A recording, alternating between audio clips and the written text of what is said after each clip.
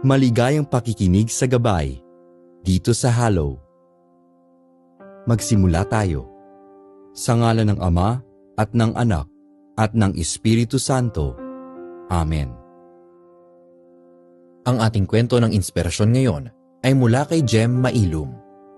Hango ito mula sa Mabuting Balita ayon kay San Lucas chapter 11 verse 1. Panginoon, turuan po ninyo kaming manalangin. Ang kwento natin pinamagatang Malapit sa Diyos. Nagpapasalamat ako sa Diyos para sa aking ina. Siyang nagturo sa akin kung paano magdasal. Noong bata ako, humiling ako sa Diyos ng mga simpleng bagay. Laruan, candy o bagong damit. Ang pagdarasal para sa akin ay paghiling sa Diyos ng mga bagay na gusto ko at pagpapasalamat sa Kanya kapag natanggap ko na ang mga ito. Ngunit habang tumatanda ako, napagtanto ko na higit pa rito ang pagdarasal. Ito ay pagbibigay ng panahon para kay Jesus at pagkakaroon ng malapit na relasyon sa Kanya. Ibinahagi ni Father Bob McConaughey sa kanyang aklat na Closer, Pray Your Way to Intimacy with God na ang dasal ay intimacy. Sinasabi natin sa Diyos, "Into me, see."